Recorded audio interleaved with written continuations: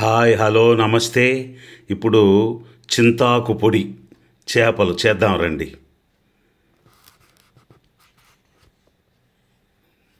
ఇప్పుడు చింతాకు పొడి, ఈ చింతాకు పొడి బాగా ఎండబెట్టి సంవత్సరానికి ఒకసారి దొరుకుతుంది.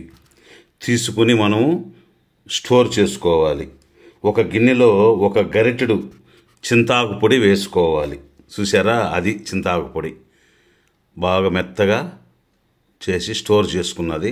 ఒక గరిటెడు చింతాకు పొడి తీసుకోవాలి.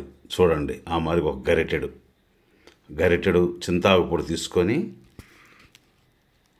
వేసుకొని, అలాగే మిర్చి కారం ఒక గరిటెడు తీసుకోవాలి. అది చింతాకు పొడి మన గ్రామాల్లో దొరుకుతుంది జాస్తిగా. ఇక్కడ ఏ షాపుల్లోనూ దొరకదు, గ్రామాల్లోనే దొరుకుతుంది.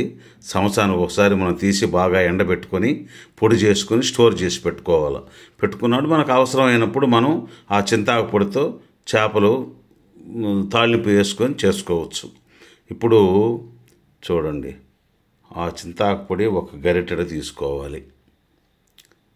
ఒక గరిటెడు చింతాకు పొడి తీసుకొని దాంతో ఒక గరిటెడు కారం వేసుకొని, తగినంత ఉప్పు పసుపు వేసుకొని, కొంచెం నీళ్లు పోసుకొని కలుపుకోవాలి. తాళింపుకి వడగం ఉంటే వడగం, లేదంటే ఆవాలు జీలకర్ర తాళింపు వేసుకొని, ఎక్కువగా నూనె అవసరం లేదు. ఆ కలుపుకున్న చింతాకు పొడిలో ఆ చేప ముక్కలు వేసుకొని బాగా ఎగరబెట్టుకోవాలి. మీడియం స్టవ్ ఫ్లేమ్లో పెట్టుకొని ఎగరబెట్టుకోవాలి. చింతాకు చేపలు ఇగురు, ఆ పొడిని ఆ చింతాకు పొడి తాళింపు వేసుకున్న తర్వాత ఆ చింతాకు పొడి ఉంది కదా, ఆ పొడిని అన్నంలో కూడా కలుపుకోవచ్చు. ఇదే చింతాకు పొడి ఇగురు. ఇది మన గ్రామీణ ప్రాంతాల్లోనే అధికంగా దొరుకుతుంది. ఇది ఎక్కడ షాపుల్లో దొరకదు. ఇలా చేసుకుంటే చాలా టేస్ట్గా కూడా ఉంటుంది.